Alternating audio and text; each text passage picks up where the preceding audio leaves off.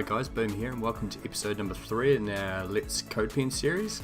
Currently today is day 2 of the Olympics, so I thought what better way to celebrate or get into the Olympic spirit than build a Olympics CSS Spinner. So if you're not aware of what a CSS Spinner is, it's just basically a really simple spinning animation that plays while you're loading content. So if you've ever used, smartphone app or website, they've got loading placeholders. So that's essentially what a CSS Spinner is. It's meant to be really lightweight, sort of be a bit of an interactive loading component that visually stimulates while content's loading, which can generally be pretty boring depending on how long you have to wait. So before we get into the build, I thought I'll just quickly run you through what a spinner is.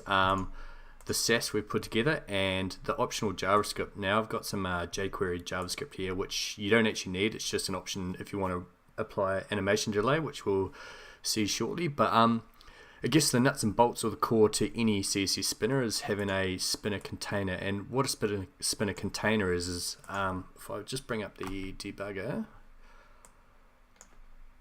and isolate it. Oh, let's choose this container this way. So as you can see from the container that we've got highlighted here, it's basically a wrapper or a container for any of the underlying spinner components, so that way people who deploy this within their site can position it how they like. So I've applied some body styling in mind, so I've got it display flex, I've justified the content and lined the content in the center, so that way the spinner is in the center, but essentially it's just you have a container so somebody can place it as they like. They might want to have it close to the top, to the bottom, to the left, to the right. We'll leave it at their discretion.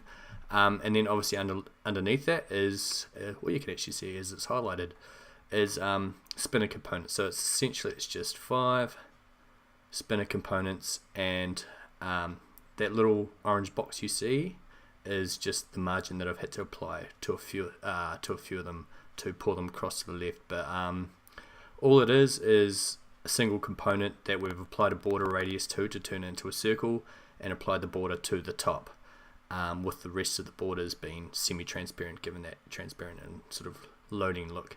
And that's it. We've obviously got a keyframe animation which is running infinite, which keeps it spinning.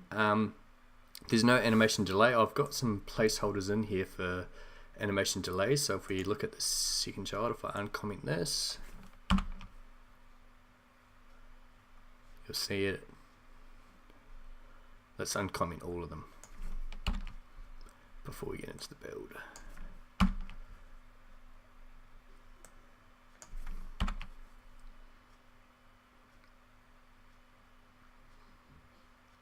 Now obviously you see it's a little bit of an interesting animation there, and you could probably guess why I just kept it quite simple, because I'm not a big fan of that, but it's just providing that flexibility for whoever uses it.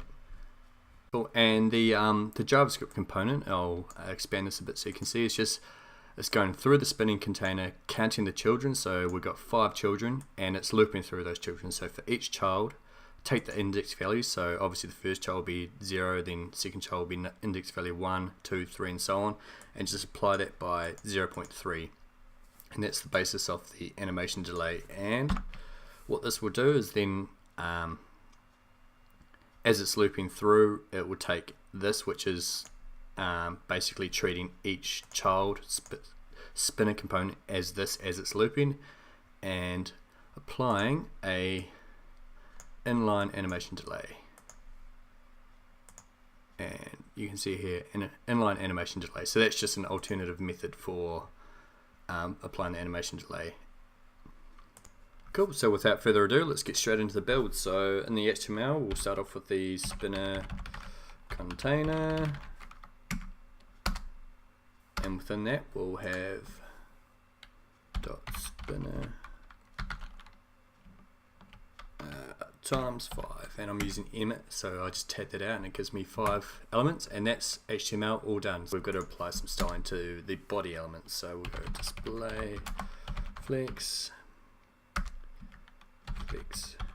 direction, and that's just because we want it to appear as a column vertically.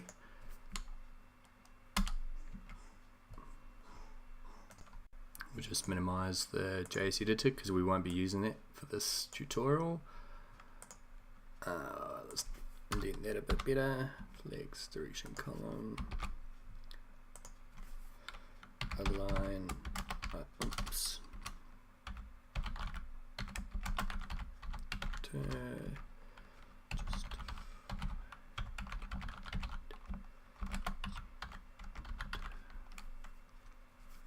Right, now we'll just quickly do the dot spin. Now we'll also display this as flex, and we'll do flex direction as a row. Now rows by default, but I think it's just good just to help you differentiate if you've got different flex layouts, just to have row there. And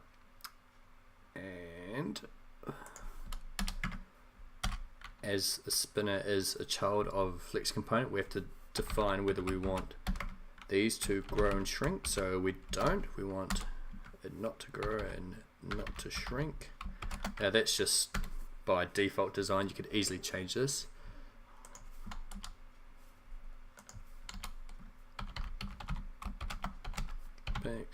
And we'll bring that background green back just so you can see it's alive and breathing.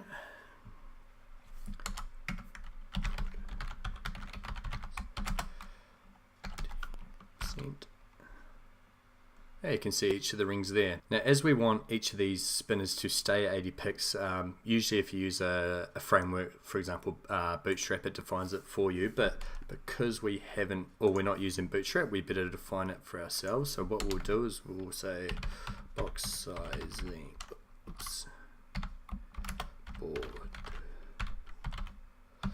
And what box sizing border box does is it basically, if we put a border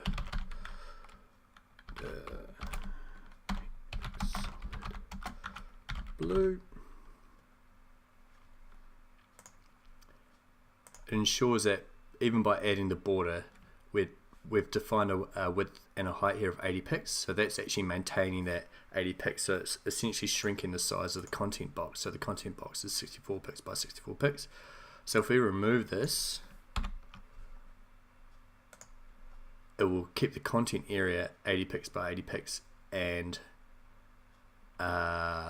yeah, so by adding the border on, it makes the actual entire element bigger. And obviously you got padding box and whatnot, so they're just, the different box sizings just depend on how you want to treat the sizing. If you declare a sizing of an element, it depends whether it's going to include or exclude these components in the overall sizing. So we'll switch that back. Keep those gorgeous looking colors there for now. As you'll see above here, we've defined, I just went in to a Olympics color palette site and got the various colors that we need, and I've just stored them in SAS variables so we can excuse me, simply reference those. So what we'll do that quickly now. So we'll say background none, just so you can sort of see it rather than me explain it. You can see it in action. And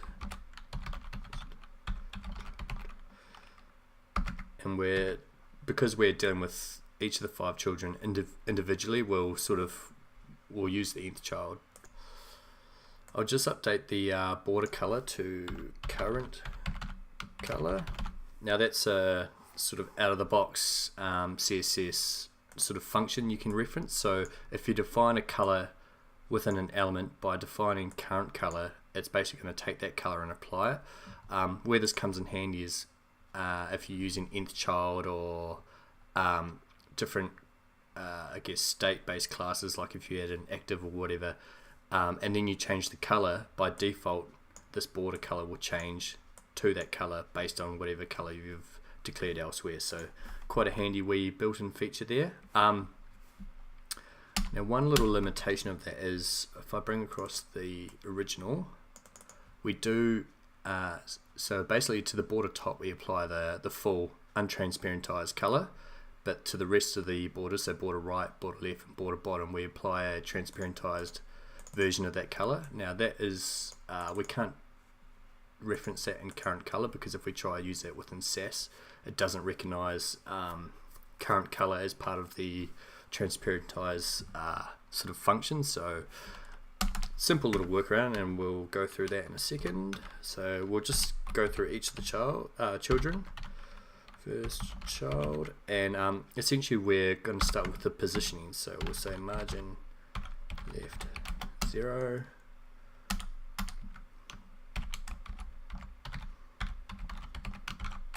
DOS in the child, and oops,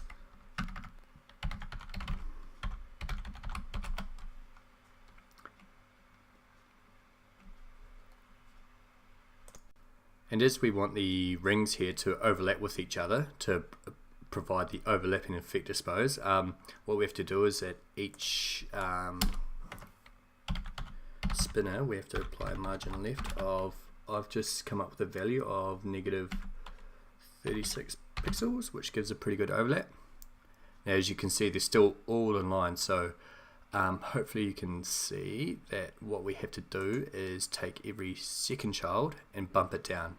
So 1, 2. So essentially the second and the fourth child, we need to bump that down, apply a margin top, so that way it provides the outline of the ring. So for that we'll go and nth child, I think 2n,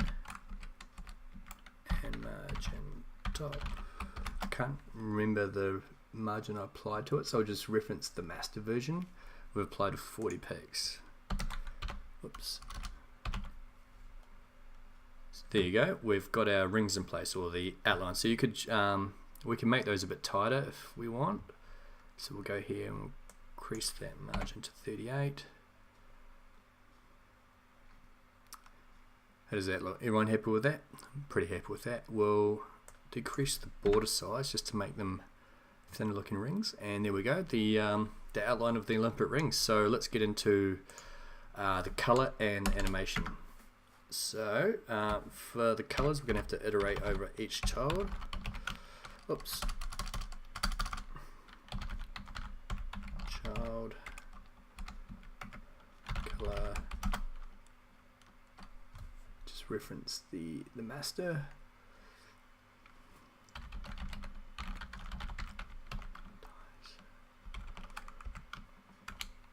Blue, and this transparentize function is essentially the same as writing an RGBA with the alpha level included, but what we can do is we can apply this to colors that were stored as variables, which is quite handy within SAS. So we'll take we'll apply 0.8 color to that, and as you can see there, it's that's the basis of our color. Now what we have to do is apply the border top color.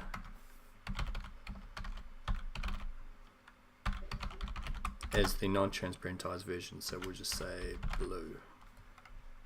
There we go.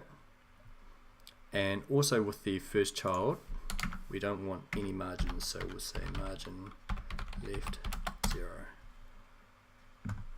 Here we go. And essentially it's rinse and repeat for every child. 2.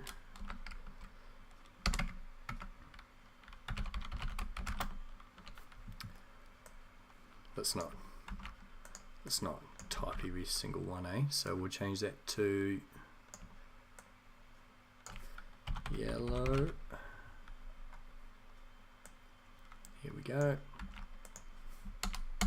and I'll fast forward while I'm doing this.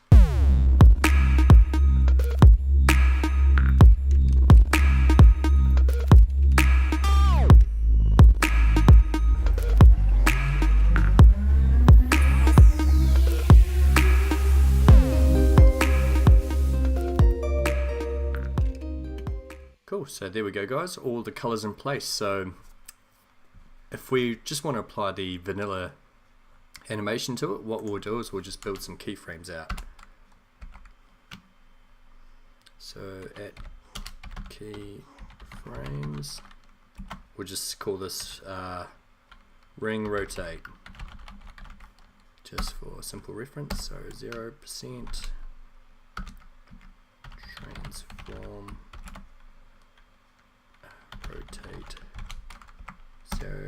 degrees. 100%. We'll copy this and paste it to 360.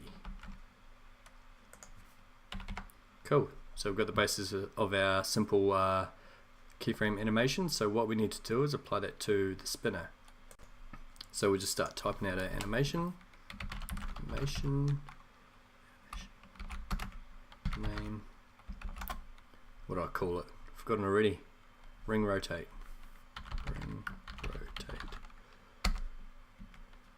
Duration 2.3 seconds. There we go. You saw one iteration of it. Let's put it to our normal duration of 1.2 seconds. Oops, 2 S's. Now you only see it happen once, so what we need to do is do iteration count and infinite. It's got a weird timing function. I'm not sure what's happening there while it's got that. So it's almost like an ease or something that's happening, but we'll call timing function linear, and that should make it smooth as butter. And just as a failsafe, fill mode backwards. There we go. Easy as that, guys. We're all done. So applying animation durations at each of the children is optional, as well as the jQuery. I won't go through the jQuery component because it's I covered it in my previous video, but I'll let you see it here again. And obviously I'll provide a link to the Codepen in the description so you can look at it, but it's I haven't used it in the display version, so I think it looks better like this. But yeah, it may be your first CSS spinner. So yeah, thanks for joining me, guys, and I'll see you next time.